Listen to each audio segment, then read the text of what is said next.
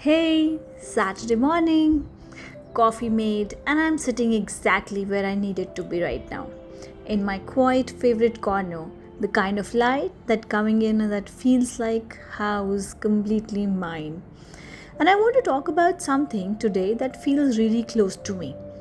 Almost every day I have that same routine, but still it makes me feel special.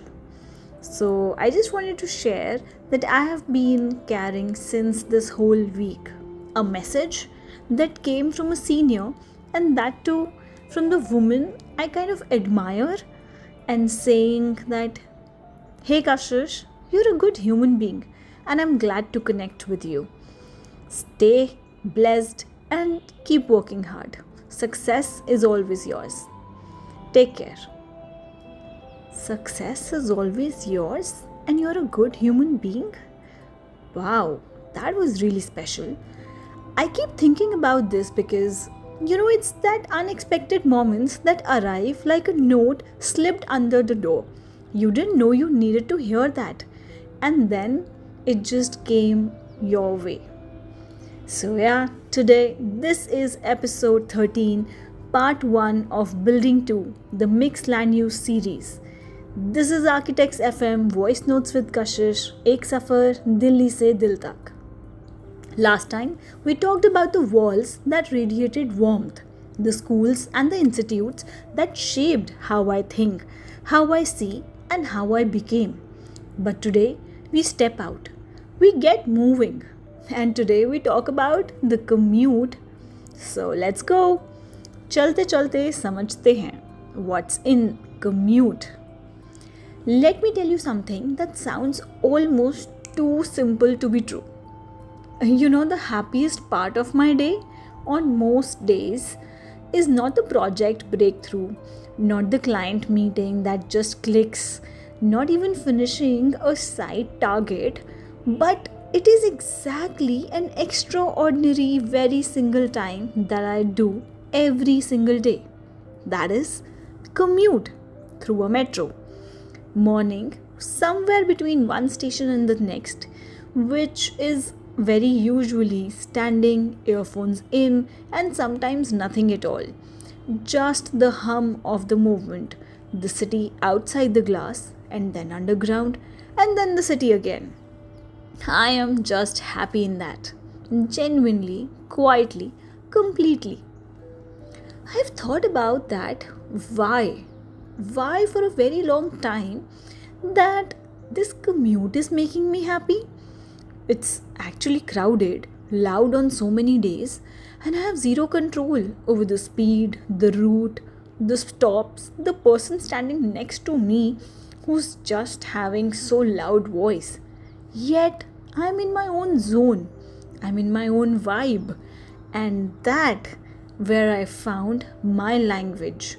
Not from any self help book, not from any mindfulness app, but through the architecture of the journey.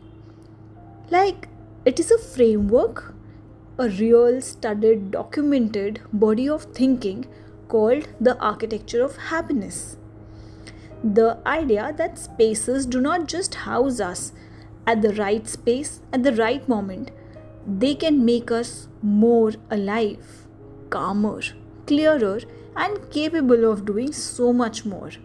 So, yeah, my morning metro ride isn't just an accidental joy, it is a designed experience. Whether anyone designed it intentionally for me or not, but architecture did it to my nervous system every single day. And today I want to talk about that part as an architect, as a student of human psychology, and honestly, as a businesswoman who has built her entire professional instinct on this one insight. Your commute is not the gap between your real life. Your commute is architecture, and it has been quietly, consistently designing you for years. Before I dive into the three versions of me, I want to ask you something, and I want you to actually sit with it. Is there a moment in your daily routine ordinary, repeatable, maybe even inconvenient, that makes you unexpectedly, quietly happy? Something you've never been able to fully explain? Like, it's not a vacation, it's not a milestone, something really small, something that may just happen on a random weekday, afternoon, evening, or whatever. So, think about it, hold that feeling, because by the end of this episode, I think you'll have a name for it. So, the younger version wants you to picture this completely a scene in her life. So, yeah, it's Vikaspuri, early morning, dupatta flying back on the back, and scooty keys already in hand before she's even out of the gate. She's not waiting for anyone. Like, मैं खुद जाती हूँ, solo, through the Delhi roads, Delhi traffic, Delhi heat, Delhi winter, on a scooty at an age when a lot of girls were still being dropped and picked up. And not everybody talks about what does that to you actually. That daily ride, that 20-25 minutes each way, wasn't just transport, it was a masterclass. Delhi traffic, when you are on a scooty, is a living text. You read it constantly. Every gap is a decision. Every truck driver that making eye contact at a red light, you assess. You hold your ground or you move. You develop what I now understand is called spatial intelligence, the ability to read, negotiate, and navigate physical space in real time. It's first year architecture school and has my exercise called studio walking transit areas. Your professor walks into a corridor and asks, not what do you see, but what do you feel? The compression of low ceiling, the anxiety of narrow walls, the relief when a space suddenly opens out in a courtyard. And that younger me was doing that exercise every morning on a scooty in Delhi roads. She didn't have the vocabulary yet. She called it just my right time. But here's what else that ride gave her. Those 20 minutes were completely hers. Nobody needed anything from her that time. No questions, no expectations, no role to perform. Just wind, road, movement, and her own thoughts going wherever they wanted to go. It was her me time before she had the language for needing it. And she was building something in that solitude. She just didn't know yet what it would become. So, coming to the present me, the Kashish, from a psychological lens, I want to make you picture this. Welcome to the Delhi metro. The scooty is gone. And I want to be honest about my first feeling when that shift happened. It was actually grief.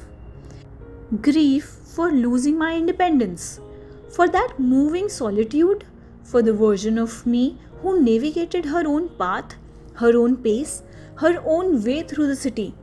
But now I'm in a compartment, 80 strangers, and I go where it just goes only. मैं इतनी independent थी और अब ये. But something shifted. Slowly, over weeks and months of doing it every single day, when you stop driving, you start seeing, observing. On the metro, I started noticing things that I could never have done from a scooty. The architecture of the stations themselves, how Horse Khas feels completely different from Rajiv Chowk. Same network, same infrastructure, completely different spatial glamour. One feels like a covered street, intimate, directional, and the other opens like a civil hall. Like same system, different emotional register, different architect's intent. And the people, oh, what do I say even about them? The woman who almost knits every morning in without looking at her hands, and the college girl who's rehearsing for a presentation under her breath, eyes closed and headphones on, and sometimes a strange corporate worker building the city in somehow her every dignified manner that one day she will just hold everything. And अब मैं इन सबको moving library की तरह देखती हूँ. Every face is a story, Every journey overlaps with mine for exactly 4 stations and then gone, but not forgotten. There's a research that it is in environmental psychology, which was have been the part of my master's research. I've spent years studying that, a concept by Rachel and Stephen Kaplan, that is called restorative environments, spaces that don't just feel good but actively restore your cognitive and emotional capacity. They found that restoration happens when 4 conditions are present: being away, fascination, extent, and compatibility. Let's dive into all these 4 parts in our next episode. But for now, just understand that being away means the moment those doors closes of a metro. I am not a professional, not a daughter, not a business owner. I am just a person in motion. Complete detachment. Then comes fascination. I'm genuinely absorbed, like the light changing at different stations, the faces, the overhead structure of maybe Yamuna crossing, and I'm never bored seeing that. So that's fascination. Extent, the metro has its own complete world because its own grammar, etiquettes, compressed humanity, and so much more that holds the overall crowd together. And then compatibility means mornings that I need input before I output and give anything out there. So I need to receive from myself before that I can give out. And the metro exactly gives me that. And the happiness that I feel on that ride is not actually accidental, it is evidence. So when a space makes you feel genuinely all of the above, that space does something specific to your nervous system. And that psychology calls it like an incubation center, the stage of where creative thinking happens, not exactly in a forced manner but in a diffused attention, slightly stimulated, slightly free, and just making a decision. And I would like to share that the decision to begin this podcast was Metro. The solution to a design problem that I have been stuck on for 3 weeks, it was Metro again.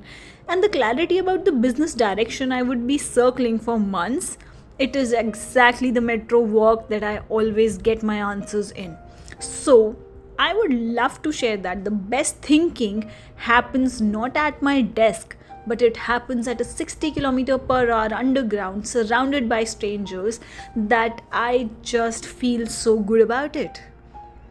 And now, the 45-year-old version of me just sits so contentfully to listen both the versions. And then she says, very simply, Kashish, what you figured out on those rides, that is your product. Not the buildings, not the candles, not even the classrooms or the client meetings, though you love that a lot, but the insight, the understanding that human happiness has a spatial grammar, that you can study it, name it, design for it, and build an entire body of work around it. That is the business. So, in architecture, the clients who truly understand what they are asking for, like say, I want a beautiful building, they actually say in better manner that I want people to feel something specific when they walk in here, in my school, in my home, in my workplace, or whatever you are designing for that client.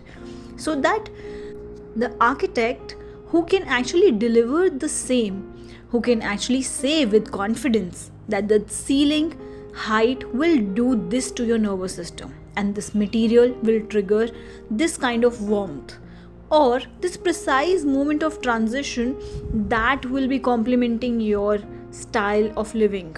So she is now competing on the expertise of the human experience. Completely different conversations, completely different value. And in overall understanding of education or brand or academia, you need to understand that architecture of happiness is applied to something that you can hold in your hands. One idea, 3 forms. So now, what is exactly that I need to hear the most is the life I designed I live 15 minutes away where I work. I want to most of the things that matter. My commute on most days is a length of a good thought. Not because I am actually a lazy girl or I want to deny the commute time, but because I just want my time to have my own control. Because she finally understood that proximity is also an architectural term and it defines your life path. And while designing spaces for others, it is one of the most underrated intentional living practice of all. Work, play, live close together, human scale, intentional. And like the concept that I learned in my master's, the 15-minute city, which is a utopian concept, isn't just an urban planning theory. It is actually a philosophy, an aspiration, a way of saying that I refuse the transit to be my biggest chapter. And then, when all of this was said by the elder version of me, the current 30 version of me said, this moving library, this whole 60 km per hour ideas, these are not wasting time. These are actually the research phase. Every single ride, the commute was your R&D department and it was free for you. So here's what I know now. Commute is not accidental. In architecture, we call it circulation. How movement is designed through a building. The architect designs where you pause, where you flow, where you are compressed and where you breathe out. So your city is making those decisions for you. The architecture of happiness isn't just about building beautiful things. It is about the spaces designed for who you are actually and what can make happy. The metro ride that does for me was my architecture of happiness. But if there is a moment in your ordinary day that makes you quietly, completely happy, what would be that? I would love to listen to your insights through comments or DMs.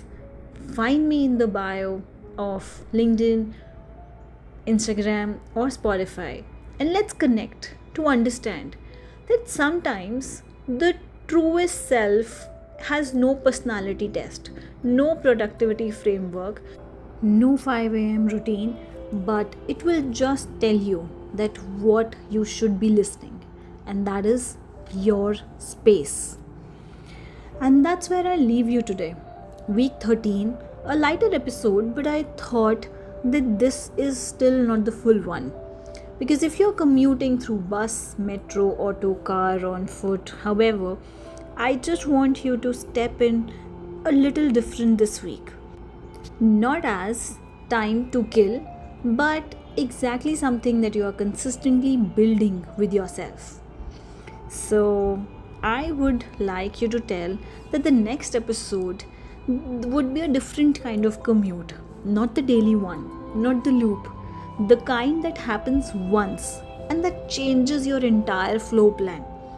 It starts with a car ride with the one person who believed in me where I was going before even I know the destination myself. And it ended, or maybe actually it began on a flight. My very first one alone in class 8th, Kolkata to Delhi. And nothing absolutely has been the same since then. And now I want you to sit with your commute times to think how it is shaping you. This is Architects FM, Voice Notes with Kashish, Ek Safar Delhi se Dil Tak, a podcast which is making you feel something in these under construction sites. Tune in for the flight version of the commute and see how this shaped me, and see you in next episode. Till then, take care, keep layering, keep building, and working drawings are in progress.